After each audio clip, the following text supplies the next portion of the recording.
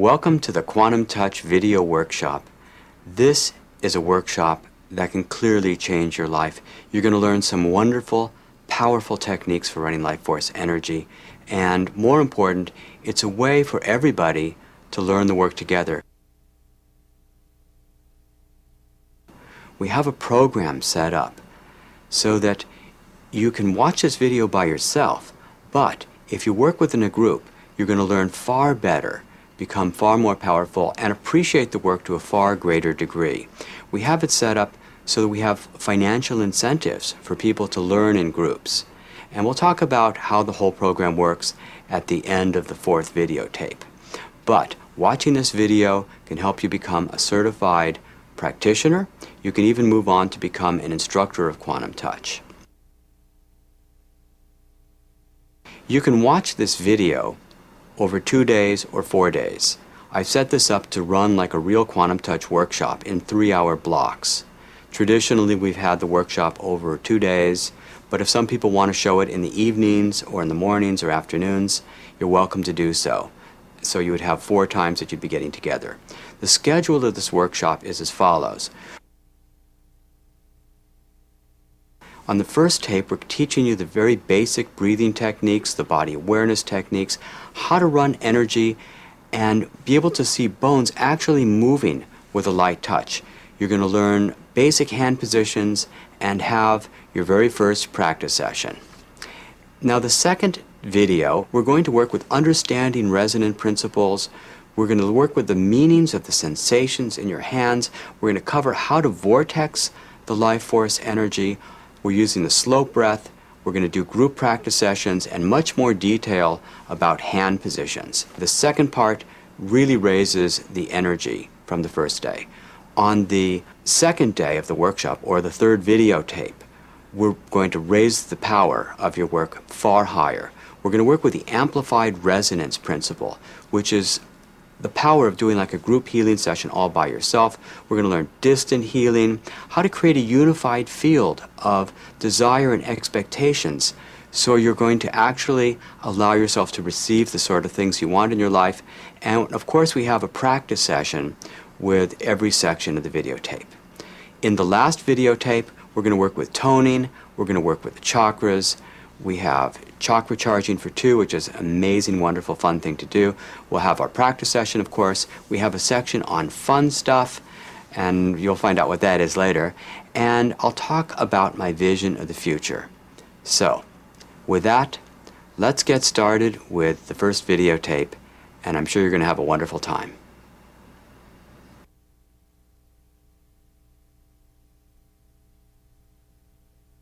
Well, welcome everybody to the videotape Quantum Touch workshop, and it's a real joy to be here and share this information with you. I've been teaching this work for a long time now.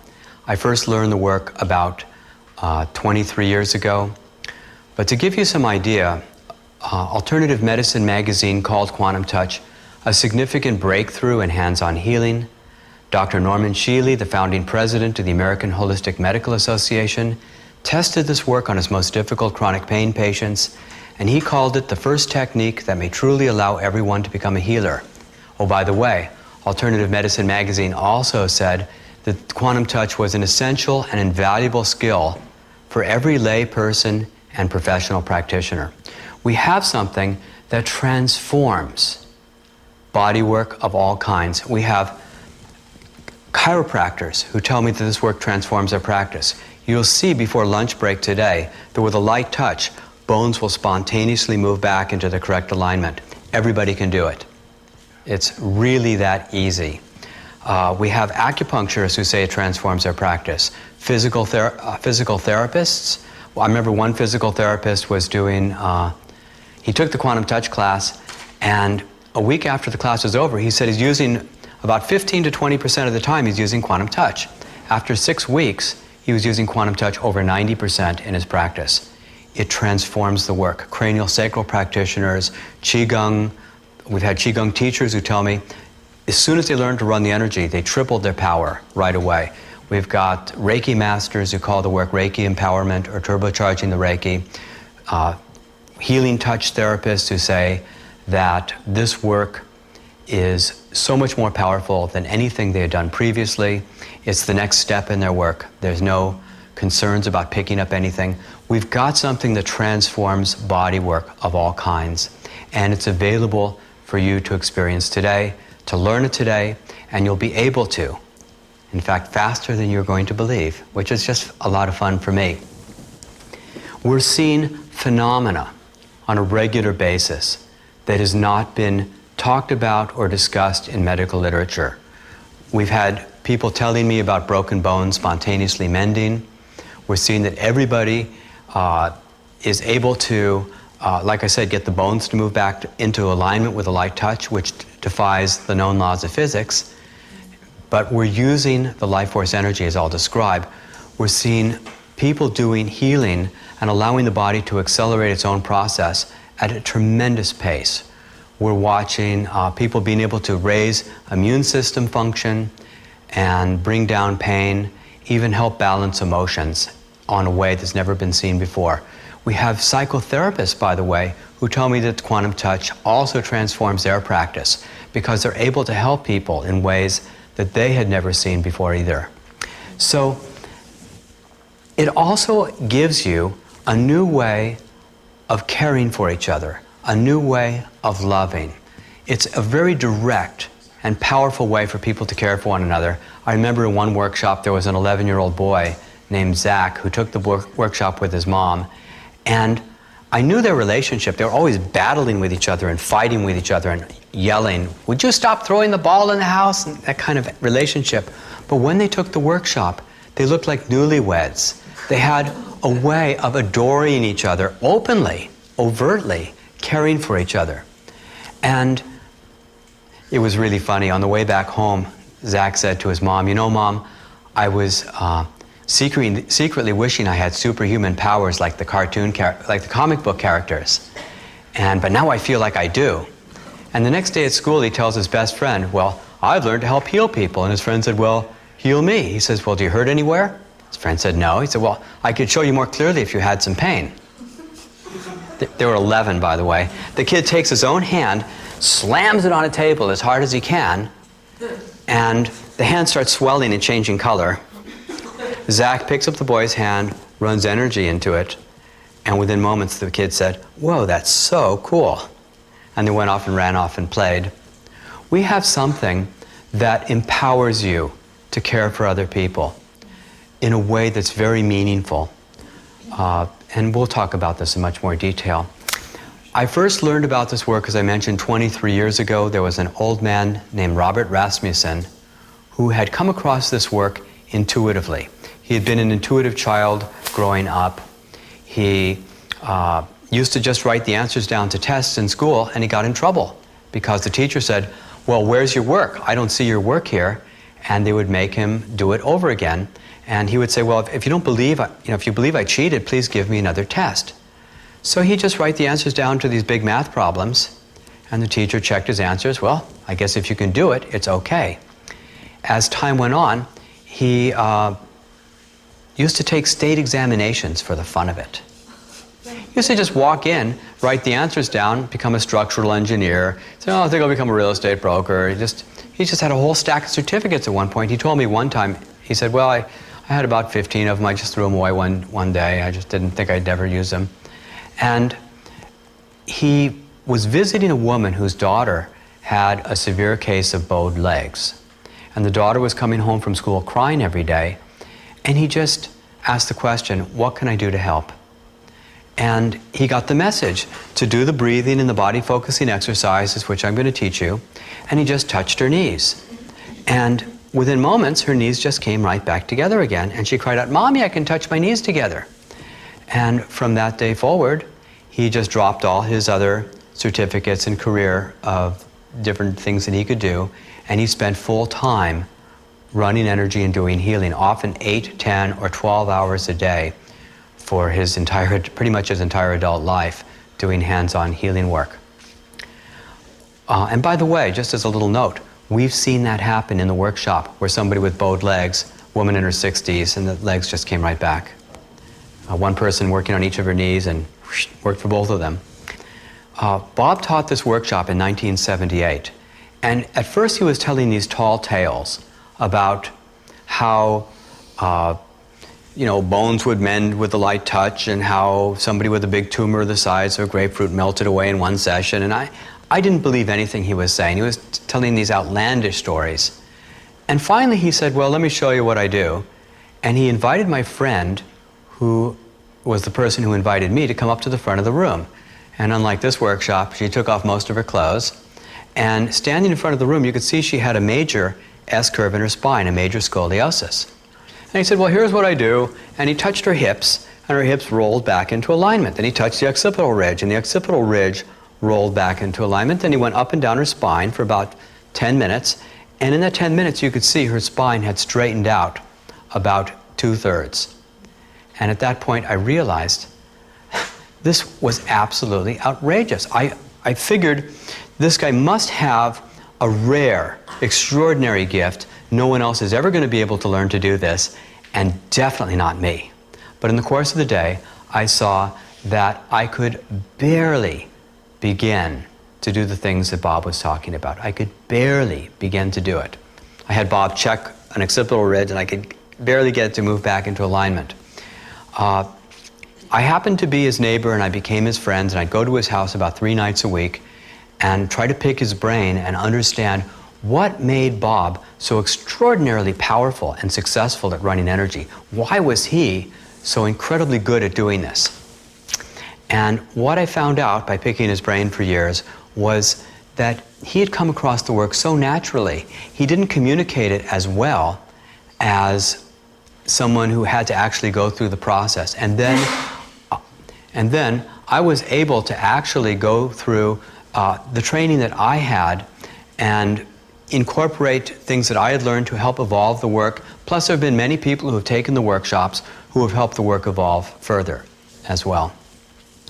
Now, the first session that I gave completely surprised and amazed me. There was a friend who brought a rabbit to my house. And I thought it was so cute watching the rabbit hop around my living room. And it was lovely until I realized there were these pellets everywhere on the carpet. So I had to capture the rabbit, and the rabbit didn't want to be captured. So I had to corner the rabbit, finally got my hands on the back of the rabbit, and it was trembling under my hands because, as rabbits naturally figure, they're dinner. But that wasn't my intent. And I felt the rabbit trembling, so I decided to run energy into the rabbit. So I'm doing the breathing and the body focusing exercises, as you're going to soon learn, and the rabbit stopped trembling. And I continued running the energy into the rabbit, and the rabbit did something very peculiar. With my friend watching, the rabbit just stretched its front paws forward and its back paws back as far as it could. And I continued running the energy. My friend was going like this at this point. I continued running the energy, and a few seconds later, I felt the rabbit push against my hands. And at first I thought it was trying to get away. But no, the rabbit flipped over on its back and was stretched out. Like it was sunning itself on the beach in Hawaii. The rabbit was totally relaxed with my hands on the rabbit's belly. Now my friend is shocked as I am. That was my first shocking experience.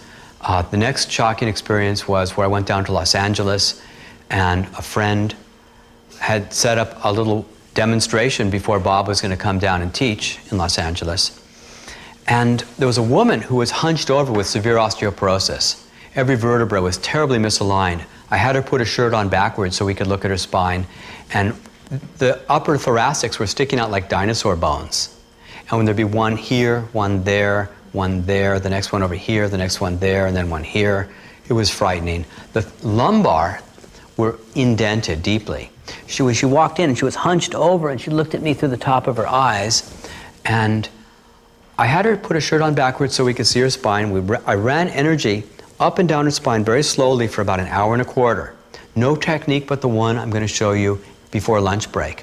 And within a period of time, people started saying, is that looking better or is that my imagination? And then after maybe 25, 30 minutes, they're saying, oh, it's definitely looking better. By the end of 1.25 hours, everybody was stunned and shocked because every vertebra was in a totally straight line up and down her spine. The ones that were sticking out had come in, the ones that were in had come out. She stood up and all of a sudden she was a very tall woman. At that moment, as if it was choreographed, some double doors opened, her daughter came in, burst out crying, and said, "Mommy, you're standing up straight."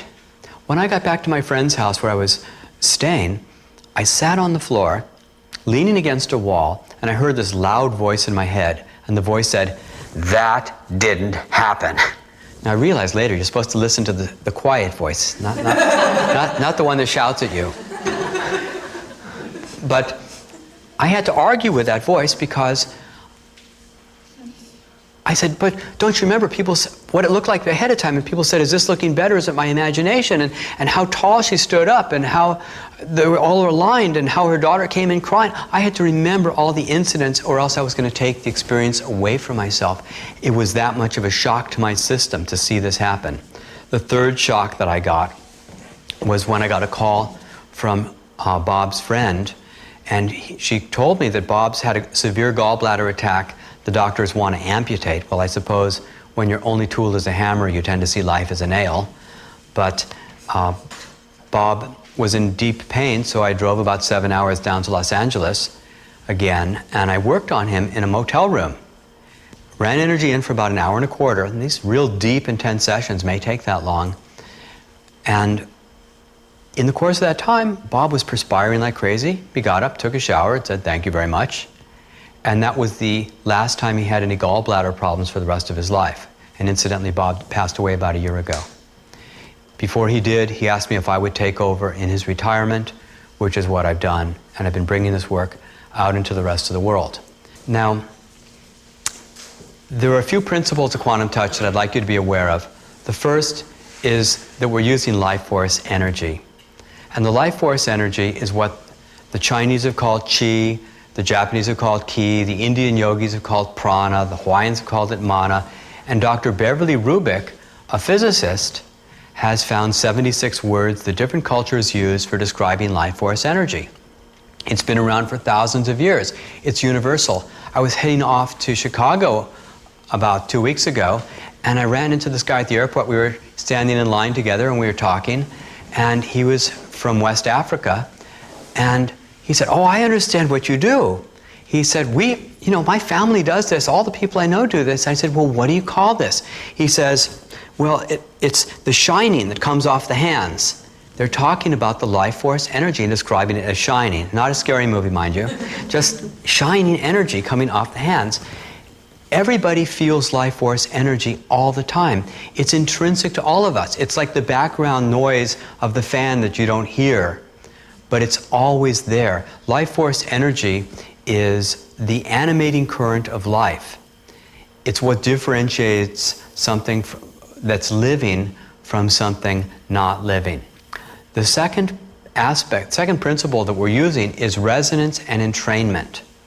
When two things vibrate at different frequencies, there's a tendency for either the lower frequency to come up and match the higher frequency, for the higher frequency to go down and match the lower frequency, or for the two vibrations to meet in the middle. The quantum touch practitioner learns to hold an extremely high vibration with the breathing and body awareness exercises, and throughout the entire session, they keep bringing their vibration up higher and higher and higher. The person you're working on gradually entrains or matches the vibration of the practitioner. And we can see resonance and entrainment all through nature. Electrical oscillators will if they're similarly tuned, will begin to entrain to one another. Electrons at different vibrations will entrain, and the lower frequency electron will actually match the higher frequency electron. Then you have grandfather clocks pushed up against a wall. In time, all the pendulums will begin lining up to one another as the energy is transferred through the wall, allowing the pendulums to line up. We also see it in biological systems, how fireflies will begin to blink, frogs will croak, and crickets will crick all together. But you might think that's just social behavior. But you can take disembodied animal hearts, put them in a lab on a table, and they're all beating independently. But when they're put in close proximity to one another, they'll all entrain, and all the hearts will beat as one. I know that doesn't sound very romantic, but We also see it in women sharing a dormitory. They begin to menstruate the same time of the month. This is biological entrainment. So the practitioner is holding a high vibration of energy, and the person receiving the session matches that vibration. The person holding the center energy keeps raising their vibration higher and higher. They never come down to match the other person. They never become drained in the process of doing the work. You just get more energy from doing the work. You get charged from doing it. It also brings up another point. Who is the healer? A healer, my favorite definition of a healer is someone who was sick and got well. A great healer is someone who was very sick and got well quickly. You can no more heal another person than digest the lunch they just ate. Their body heals itself. Now, any of you know how you heal the cells? Like, say you cut your finger. How do you do that? How smart do you have to be to figure that out? Which brings up the third point of this work, which is the third principle, which is body intelligence. We're not healing other people. We're holding resonance and allowing their body intelligence to come up and do the healing that it decides it needs. You get that?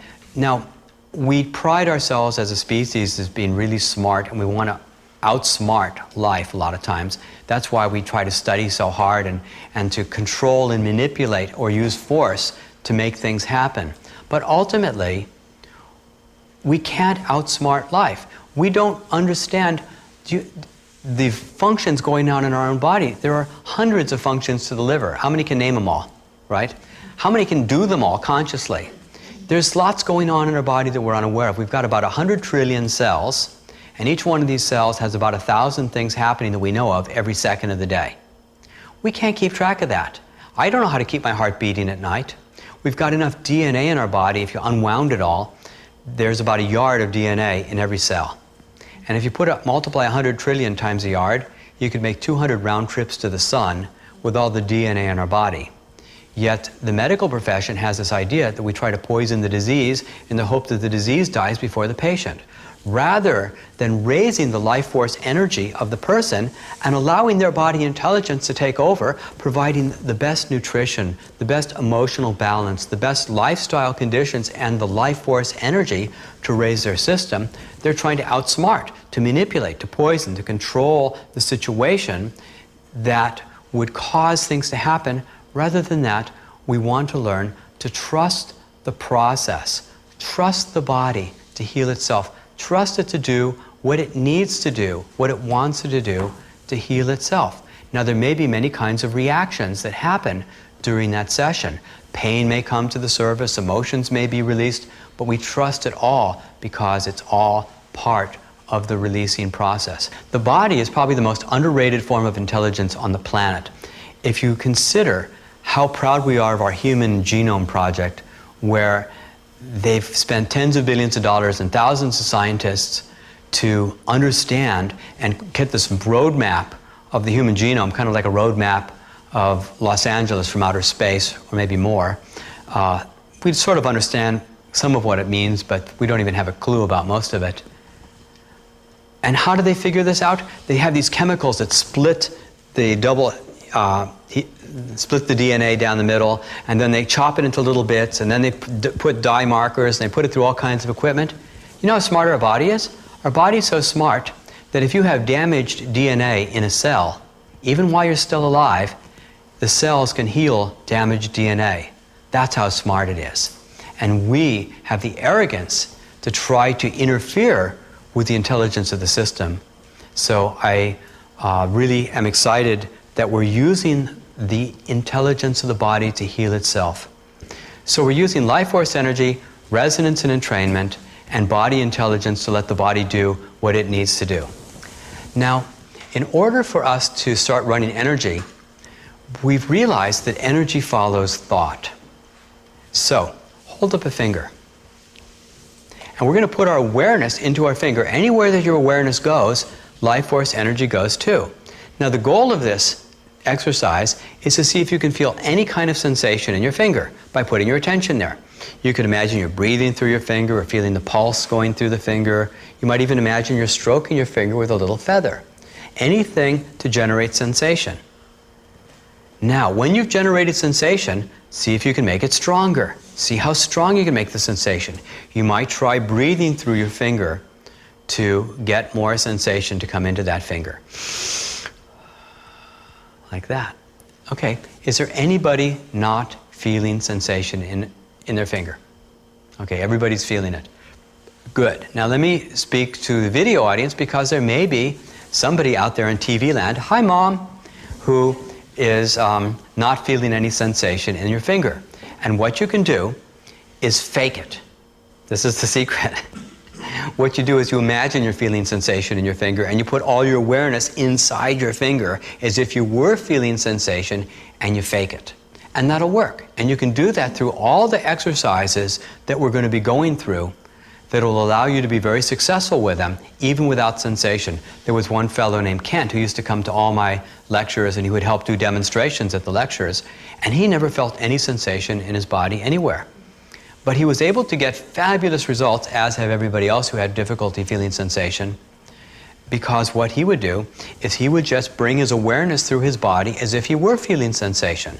Other people who do not feel sensation will find that by practicing these exercises over a period of time, maybe a few days or a week, months, or maybe even a year, all of a sudden sensation may come to them and they'll be able to feel the sensation. Working without sensation is a little bit like working blind. It's not really a problem. You can do the work quite effectively. So we're going to start with an exercise, and your name is? Martin. So I'm going to invite you to come sit in this chair up here.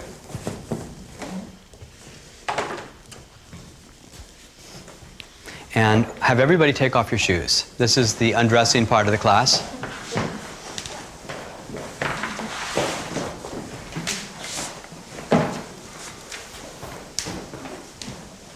And what I'm going to do is a very simple thing. In fact, it's so simple, I'm going to talk about it for a long time, because so many people overcomplicate it, and I just want it to be really easy. You can think of it like stroking a cat. You didn't take any lessons to stroke the cat. It's really easy. You stroke the cat and you let go. You don't kind of go inch by inch stroking the cat. You don't do it with your hands off the cat. The cat would look at you like, what are you doing, right? But you just stroke and you let go. The purpose of these strokes that we're going to do on each other is to be able to get a person to feel sensation in their body on their own. If you leave your hands in place, they're only going to feel your hand and they're not going to be able to feel their own self without you being there. So just imagine stroking a cat. If you stroke without touching, the cat looks at you weird. If you just leave your hand on the cat looks at you weird. But if you just stroke and let go, you're doing perfectly. If you go too slowly, the cat is going to give you some weird looks also. So we just want a nice pace. It's important to let go after you stroke. So I'm going to demonstrate it. It's not very complicated. I just start at the feet and I stroke up the feet and I let go. I don't have to do it perfectly. I don't have to cover every inch. Now you put all your attention into your feet and try to generate some sensation in your feet on your own. And when you have generated sensation, you say, okay.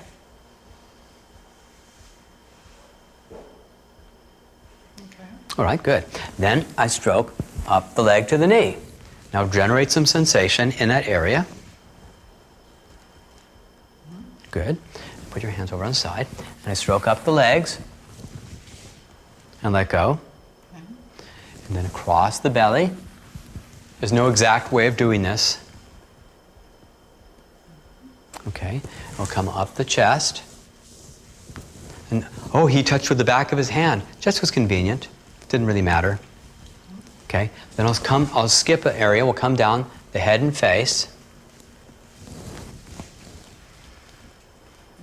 All right. And then I'll go to the arms.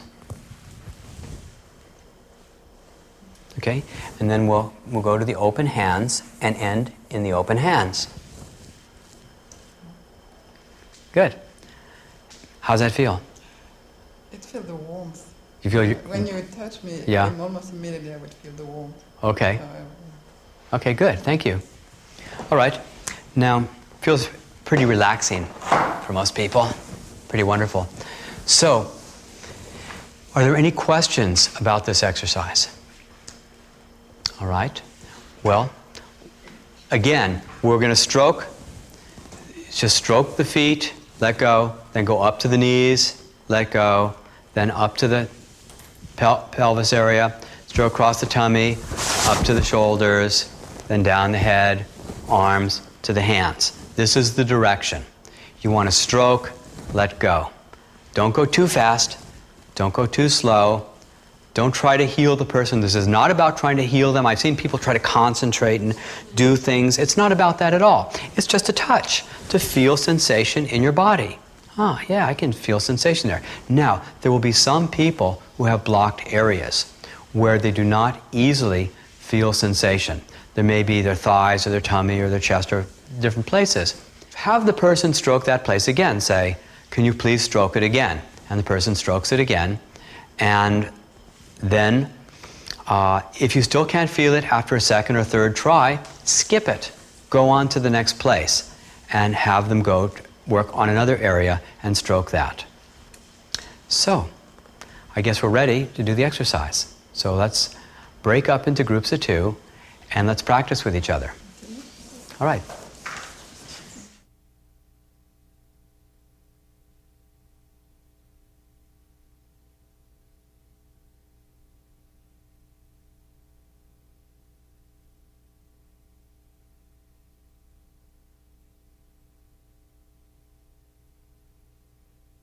So you don't have to worry about grounding yourself. You don't have to worry about being grounded when you're doing this work. The process of putting your awareness back through your body automatically grounds you. So it's a wonderful aspect of the work. Now, let's go into the second stage of running energy. If I can borrow you again. I guess I'm going to pick on you for a little while. Okay.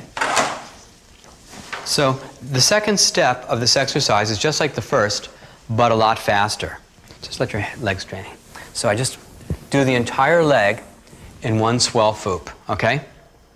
And then go to the whole tummy area to the top of the shoulders in one sweep. And I can feel the same, the warmth. It's already going. Feel your warmth. But it's not really my warmth. My hands aren't hot. It could feel that It could feel that way, all right. And the third step is down the arms all the way into the open hands. Yeah, so you're just feeling it moving through you. That's actually the life force energy. Thank you very much. If, in case it didn't come out on the video, what she says is she's feeling warmth, and she thinks it's my warmth. But actually, it's the life force energy that she's perceiving and experiencing it as warmth. Now, I've done demonstrations for so many years, and sometimes I'd come in on a very cold night and demonstrate the work on somebody's shoulders or back or different places.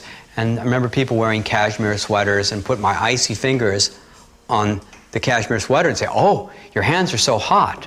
And I'd say, "Really?" And I put my hand in front of them and they touch my hand and go, "Oh my God, your hand's icy cold." Because the life force energy is perceived as heat. Now, I'm not doing any healing work right now, but you're feeling your own life force energy as heat. Most people experience this as a very relaxing and delightful experience. So those watching the videotape, at this point, you should have already done the first exercise. If you haven't, stop the tape and please do it. Right now, I'm going to ask you to stop the tape and do the second exercise. So let's do that now. Let's do the second exercise. Yes, for real.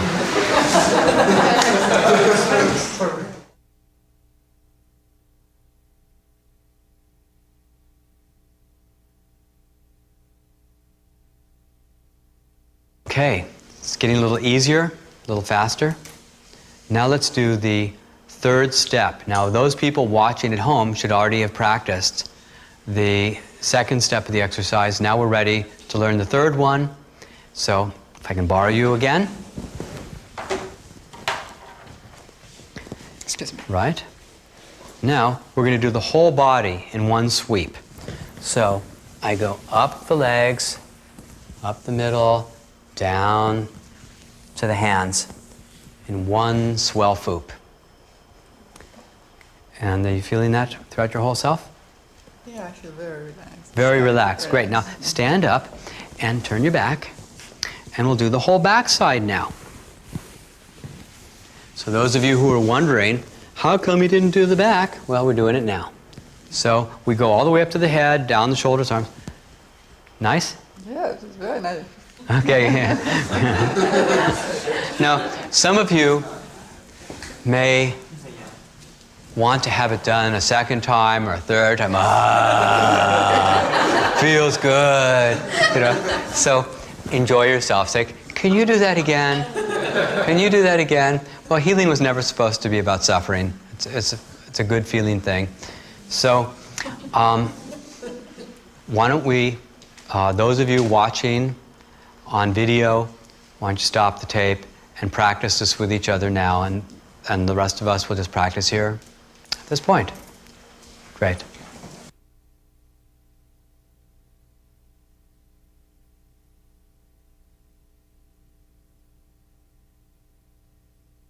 This exercise feels better and better as you do it more and more. Now, this exercise is just training wheels. Once you learn to do the hands-on healing work, you're not going to need to come back to it at all. Once you take the training wheels off a bicycle, you don't say, well, I think let's put the training wheels back on and see how I ride for a while. No, you're going to go without it. You're going to be doing this by yourself, which is what we're about to start doing right now, which is that I'm going to have you cup your hands, very soft hands. You don't want any pressure on your hands, just soft hands, cup your hands. Now, as you sit here, imagine that you're being stroked from the feet, up the legs, up the torso, to the top of the head, down the shoulders, down the arms, into the hands. So feel as much sensation as you can throughout your entire body and bring that sensation into your hands.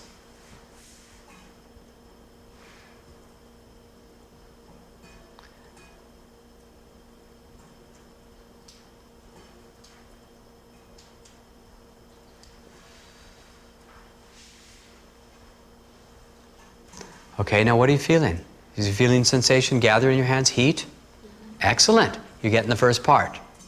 Now, let's build it up and start doing some breathing techniques, because breathing techniques are going to empower this much stronger.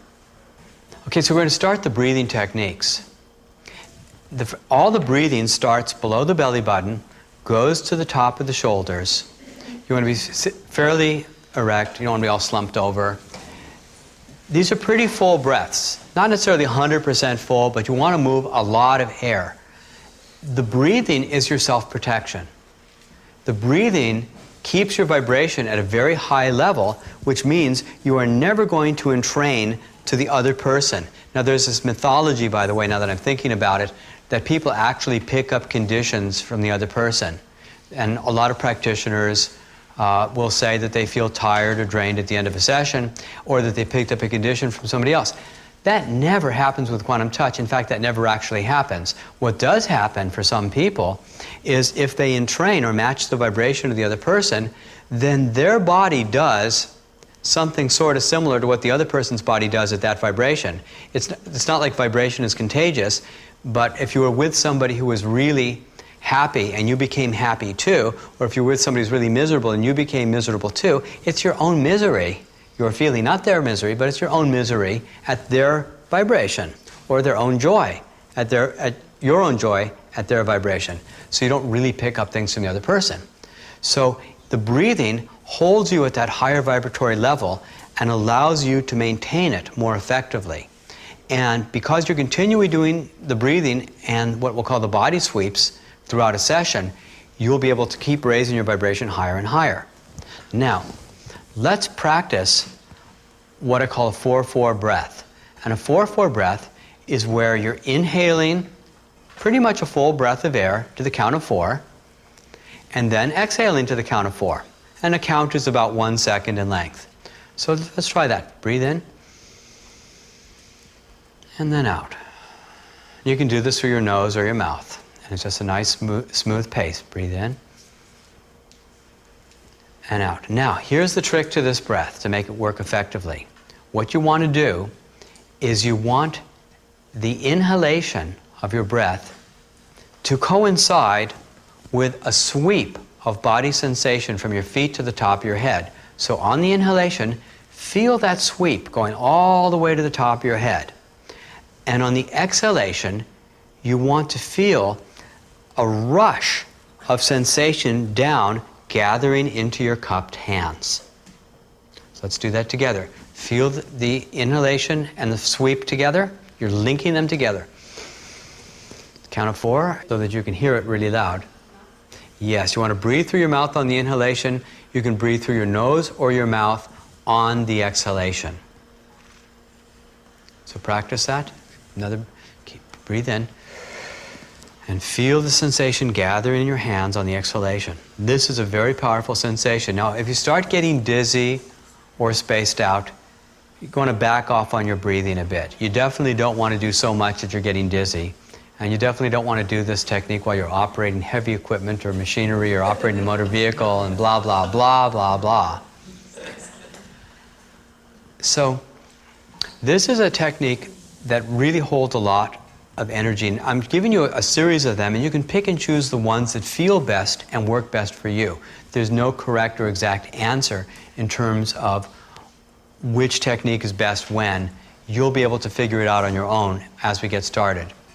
A third breathing technique is for those who feel that this was too intense for them and they need a softer technique that you can just do more comfortably.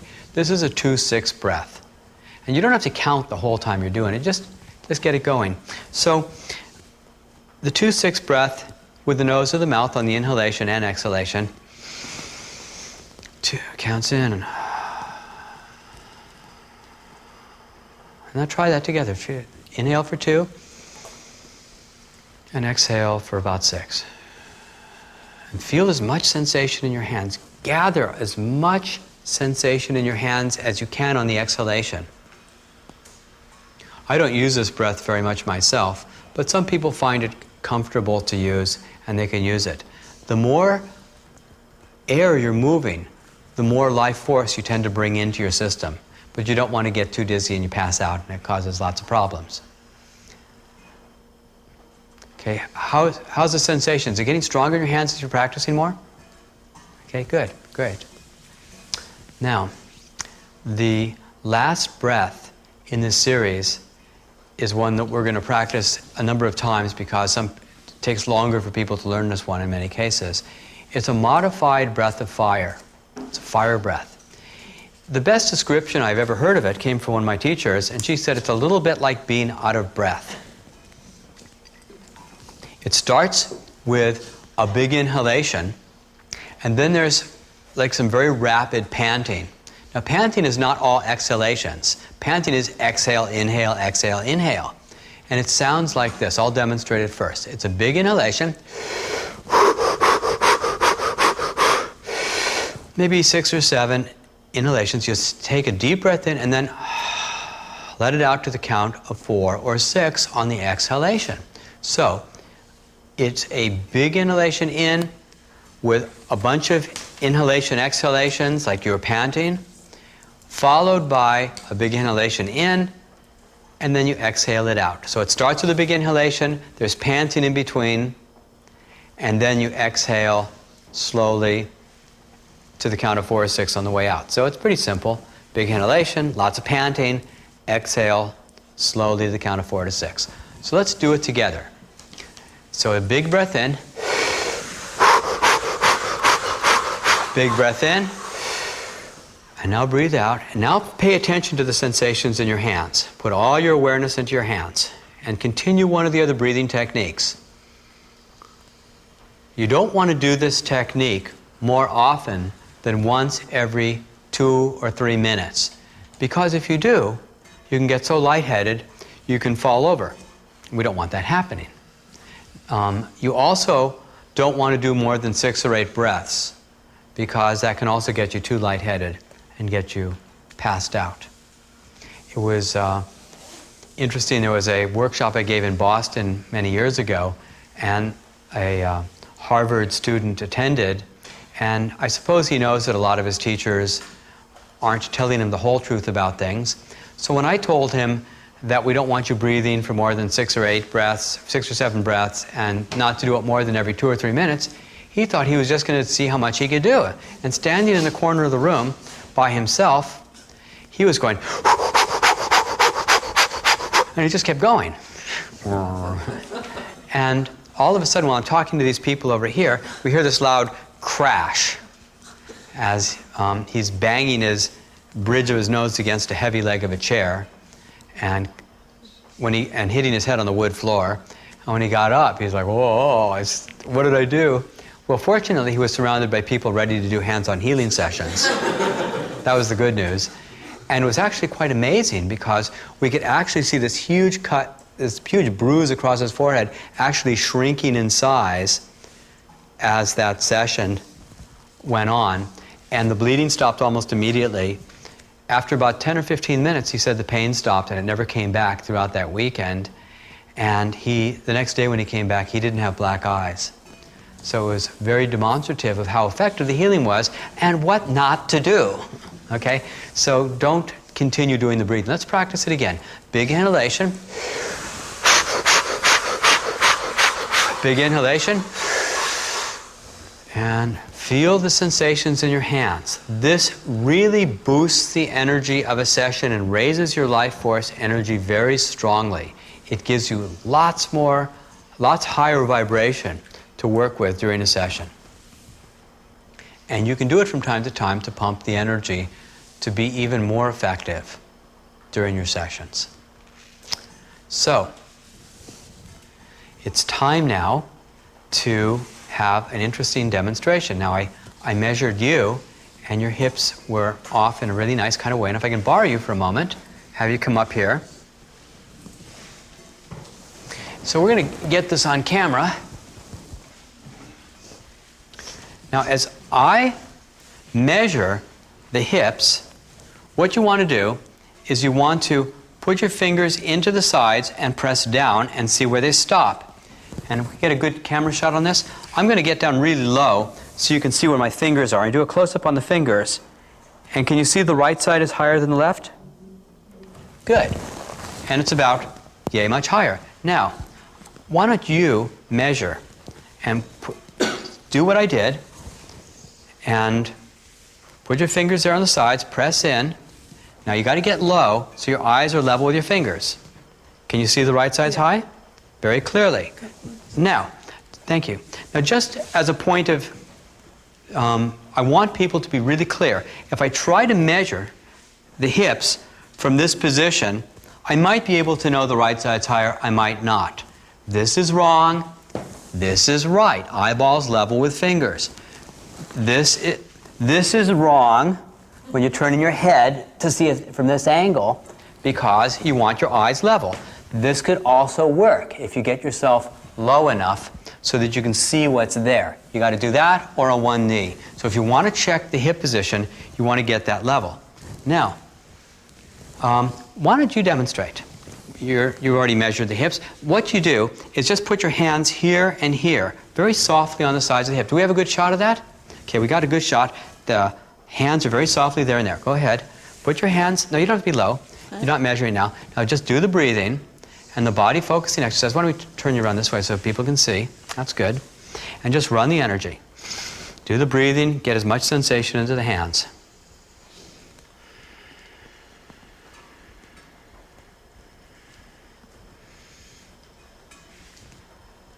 Now, are you feeling anything as she does this? Warmth. You're feeling warmth. Where do you feel the warmth? In my lower back, right? Underneath her hands. Underneath her hands. Mm-hmm. Mm-hmm.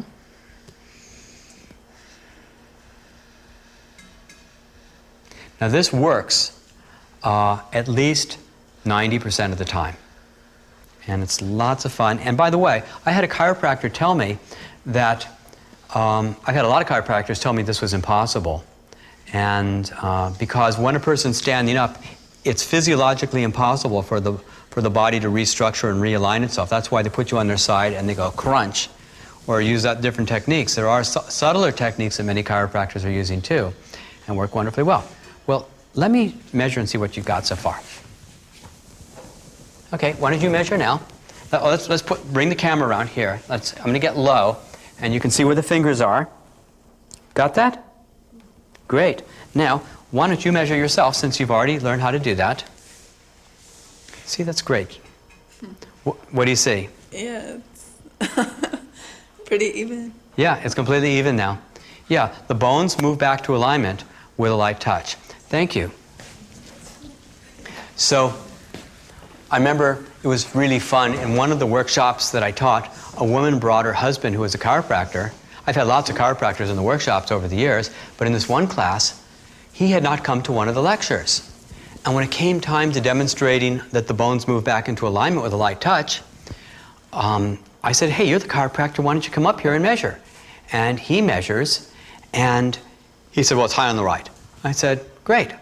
Now that you're up here, why don't you demonstrate to the whole group? And he said, well, I've never seen it done.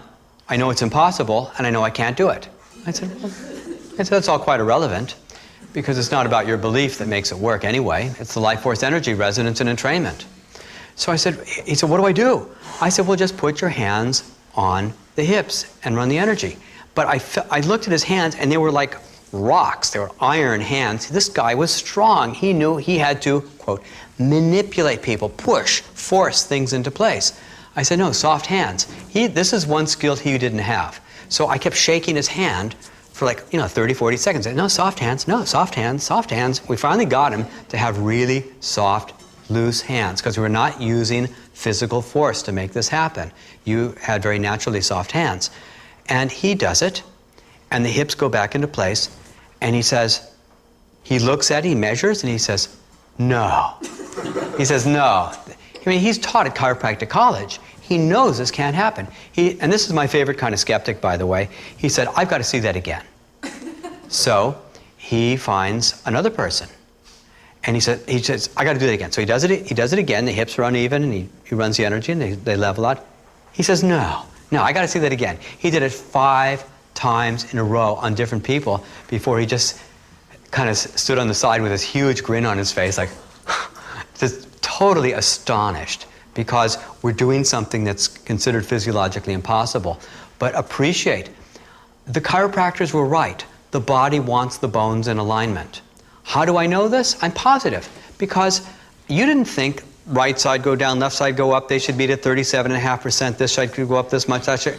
It's too complicated for any of us to figure out. It all is part of the natural process. Now, I call the work quantum touch because I realize that what we're really doing is affecting matter on a quantum or subatomic level. Deepak Chopra wrote, in order for consciousness to affect matter, it has to happen on a quantum or subatomic level. You can't affect cells and organs and tissues and bones and ligaments and tendons. You affect the stuff that makes up the subatomic particles. Deepak Chopra wrote, in order for consciousness to affect matter, it has to happen on a quantum or subatomic level. I met a quantum biologist named Dr. Glenn Rain, who had tested healers and found out they were affecting the winding of DNA by consciousness. Now, what is subatomic? Subatomic is that level beneath the atomic level, and when the physicists are looking at the stuff that makes up everything, you look at the glass of water, think of the water, it's H2O, hydrogen and oxygen, but the subatomic particles that make up the hydrogen and the oxygen are something entirely different. The first thing that they notice about these particles is that they're not particles, they're calling them energy packets. And that is because they have no mass. They don't weigh anything. Well, why do they call them particles? They're not anymore. They have no mass. Well, why do things weigh something? It's a mystery. Why things weigh anything when the stuff that makes it up has no mass? The second thing is that when the scientists expect the particle to spin 2 or 3 times, it would. The guy who thought 2 times, it would, and the guy thought 3 times, it would, so they started blinding the experiments so the expectations of the scientists wouldn't impact the spin of the subatomic. The subatomic stuff that makes up everything is what we're actually affecting, and it works its way through the body intelligence, through all the systems, the organs, the glands of the body, all the tissues of the body. It affects the ligaments, the tendons, the muscles, the bones, affects everything. And then in our gross awareness, we see the bones moving back into their alignment. And we say, ugh, bone move. Because we're not seeing the billions or trillions of changes that are taking place on subatomic levels. We're not seeing how the whole body integrated the energy to allow your hips to move back into place. We're just seeing the end result. And then people say, oh, I see, quantum touch is about moving bones. Yeah, I suppose that's one way of looking at it, but we're affecting everything in between. So we have one person who told me she worked with 8 AIDS patients and brought them all down to unmeasurable or nearly unmeasurable levels of the virus. We have practitioners who tell me they're working with cancer patients, and that the cancer patients, well, one of the practitioners, he keeps hearing this from the patient's doctors over and over. Doctors saying, we've never seen this before, where we've never seen an aura around a tumor, where the next time the tumor shrinks down and the next time the tumor disappears and the doctor wanted to do exploratory surgery after that was over. We've never seen this before, said another doctor, how a tumor had tendrils coming out, going into the tissue, and then after a couple sessions, it was just a hard little lump that was isolated by itself and it wasn't spreading out around the body. The body heals itself. We don't have to understand it, we don't have to figure it out. We just have to hold that resonant field and let the body do what it wants to do to heal itself. So let's cover some hand positions, and then you're going to get started doing your first session with each other. So, can I borrow you this time? All right, and have you sit up here. Actually, I think what I'm going to do is I'm going to move this table and spin you around. Very good. This is good. Your hair is off to the sides. Good, so it's easy to see. The most basic hand positions, we're only going to cover some basic ones now. We'll go into much more detail after lunch. But right now, if there's neck problems, you want to use your fingers on the sides of the neck. Now, I'm holding these 3 fingers up. And Bob Rasmussen liked to call this a tripod position with a thumb, index, and middle finger. You can concentrate with intention and have the energy go out your fingertips as opposed to out your palms. And you can concentrate the energy very powerfully that way and have it go into a small area. You want to create a field of vibration that's going through an area. So you use both hands and run the energy into the sides of the neck. Now I'm standing at an angle so the camera can see me, but if I was doing this for real, I would be standing a little more like this, so I would be comfortable. You always want to be comfortable when you do it. You could come down the neck, lower and lower. Here's the 7th cervical, it's the big bump that sticks out in the back of the neck. You could run energy into that spot. If there was shoulder pain, you just touch the shoulders. Run energy into where the pain is. The most basic technique of this work, oh good, I get to spin you around, this is fun. The basic technique is called the where does it hurt technique, where you put your hands where the problem is. Then we chase pain or sensation anywhere it goes in the body. When sensations move through the body, that is our body's way of talking to us. Our body says, hurts here. And you run energy there. And then the person in this one case said, oh, now I feel it here. This was like a 3-day migraine headache that was never going away. Then while the person was working, all the sensation went to the throat. And she said, well, now I feel it all in my throat. And then a few minutes later, the woman said, well, now I feel it all in my liver gallbladder. So the woman worked into the liver gallbladder area. The whole body heated up, she perspired, and then the headache disappeared. Because you don't have to understand the physiology. You just let the person tell you what's happening. So, hand positions for the neck, both sides of the neck. Have you stand up.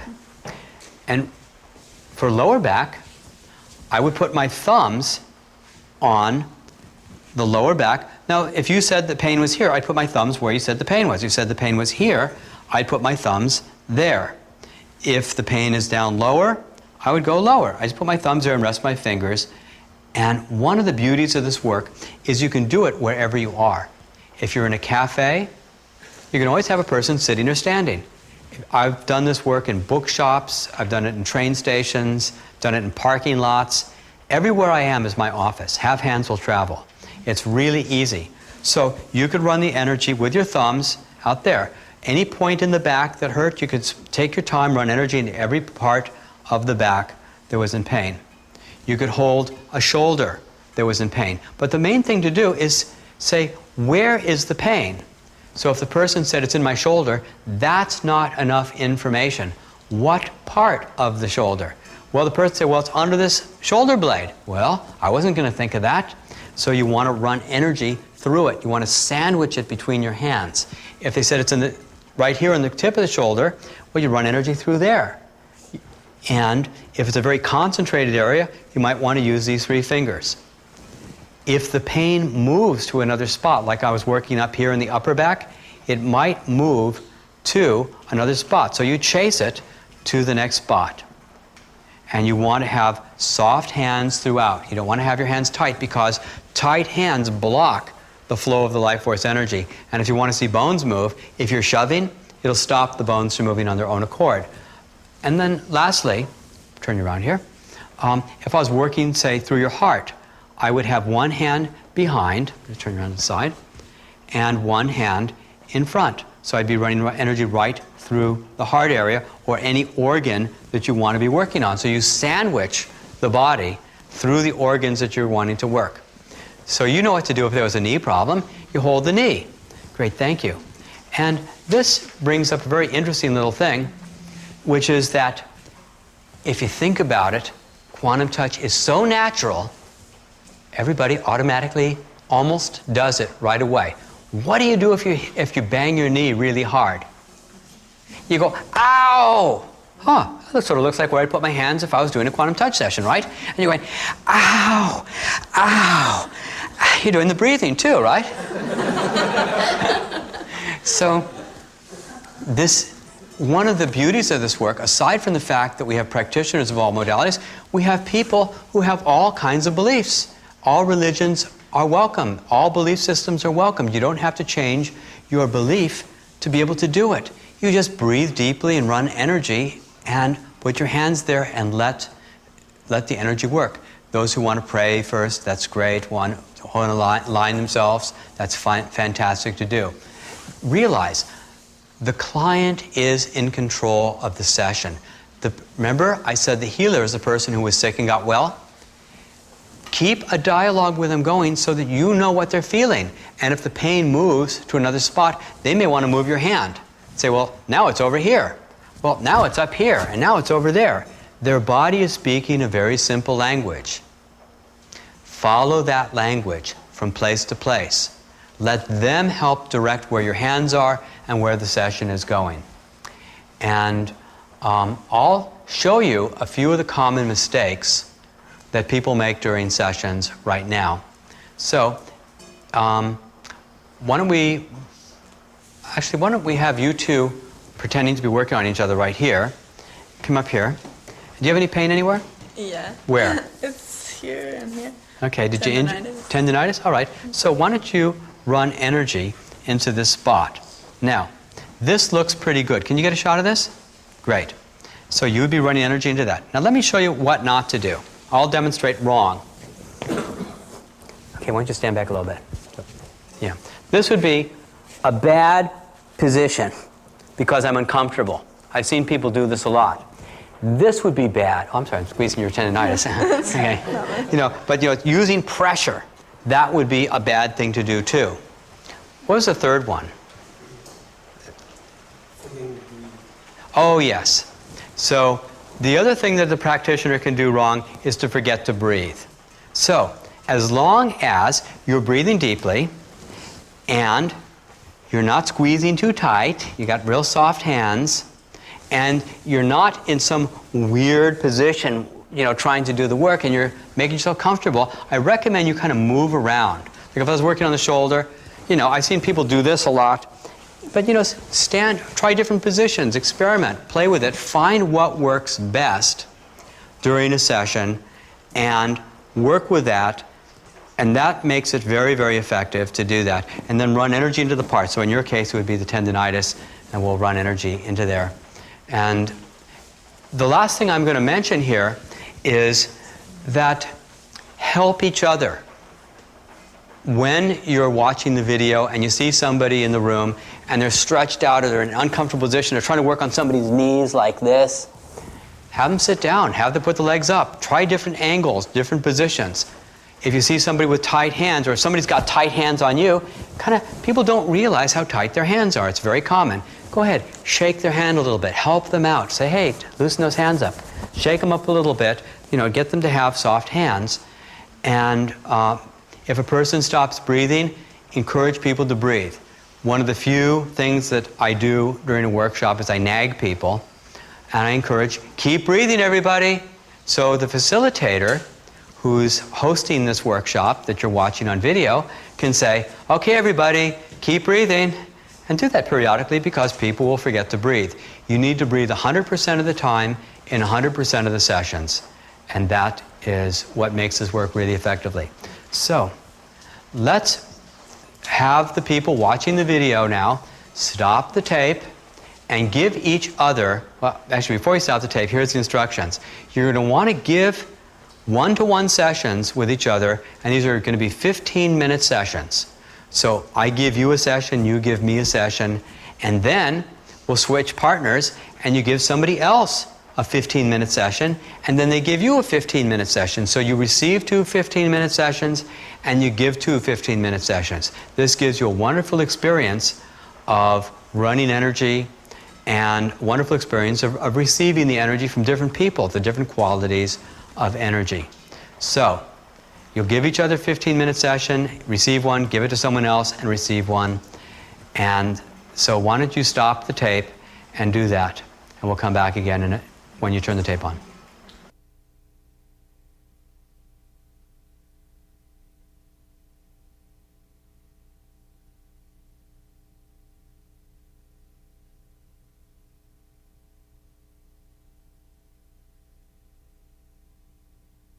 Now, when you're working on somebody, say you were working on somebody's sinuses, right in this area here, and you're holding their sinuses, and you decided to do the fire breath.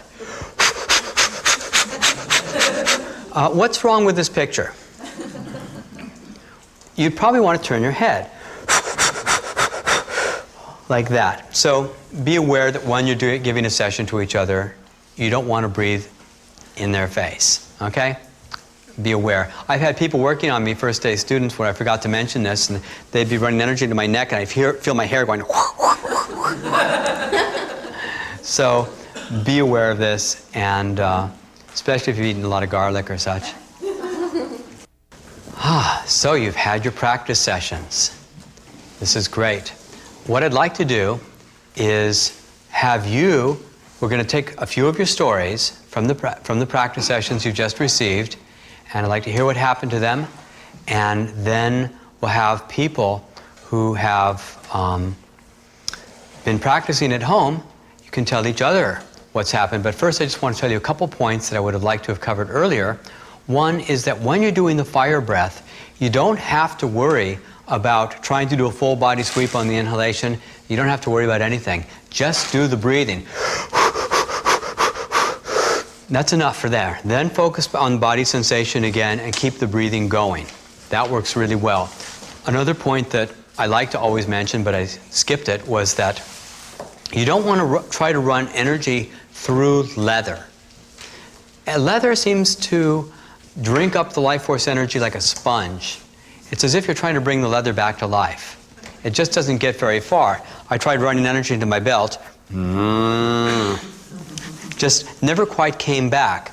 Now, it's okay to wear leather if you're not opposed to it philosophically, because it doesn't affect your own life force energy. But when somebody's trying to run energy into your foot, you got to take those shoes off.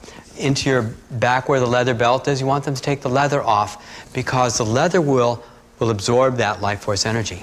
So, I'd like you to be concise, and let's hear some stories. Who had something shift and had some dramatic kind of healing going on during the session? Let's see. Who'd like to begin?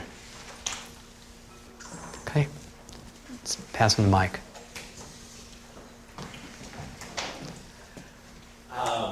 I had some pain in my hip, and it definitely shifted up my back. And then I had some pain up in my forehead, which slowly worked its way down to my shoulders, and then seemed to just dissipate from there. Both of them kind of met in my back and then just kind of disappeared. And what about that pain in your hand? The pain in the hand, I cut my finger about 3 weeks ago. It's been quite sore and works quite well right now. How about that? Not too shabby, huh? No, not too bad Okay. at all. Who's next? Okay. Let's just pass the microphone around. Okay, you are. Great. Let's pass the mic over there. Yeah. For the past couple of days, I have TMJ, and my jaw's just been out of line. It's been popping when I chew, so it's been causing a lot of headaches. And when I had energy running through me, I just felt it kind of like move through my head, and then they were focusing on my head area, and it just kind of like dissipated. And like now, it's not popping, which is a really good feeling. Well, that's fantastic. Thank you. That's great. And who's next? Yes.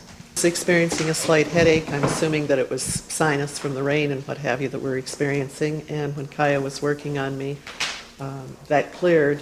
And then she just intuitively started going to other places in my body. And when she got to my right thigh, I explained to her that I've had sciatica. And so she concentrated in that area, and I feel less numbness and more relief from that discomfort. Isn't that amazing? Yes. How quickly and fast this stuff works. What else? Who else experienced some healing? Okay, we got you up here. Yeah, when I came in, I had pain pretty sharp all throughout my arm, and then it on and off during the session, it would increase and go down, and then it concentrated to one spot and dulled quite a bit. That's great. This is the tendonitis you had said. Yeah. So the tendonitis went down. Now this is quite common, that sometimes pain will flare up and appear to get worse temporarily during a session, and then it just dissipates and goes away. It's part of what I call about trusting the session, because you say, oh my God, the pain's getting worse, but then it just melts away, because that's part of the healing. One person once used an analogy, stirring up a bucket of muddy water, that when you start stirring it, it gets more muddy before it all clears out. So, what else? Well, I had pain in my shoulder and hip from an accident from years ago, and it's chronic. So as they put their hands in different places, I could feel it moving from the shoulder, for example, into my arm, which I'm not usually aware of, and then back up into the shoulder. And then at one point, it felt as if there was an opening and a lot of tingling, lightheaded, not lightheaded like I was dizzy, but a tingling in my right side of my head, like there was something, I felt opening here. Isn't that amazing? Yeah, so it's all looser now. It's just feeling better. Wow, it's fantastic. It's fantastic. Those people watching this video at home, what I'd like you to do is go around the room and have every single person share their stories about what's happened. You'll be absolutely amazed to find out that everybody's experienced something quite interesting and valuable. So go around the room, share all the stories, and when you're done, turn the TV back on, the VCR, and we'll have some questions and answers that you may have been thinking yourself.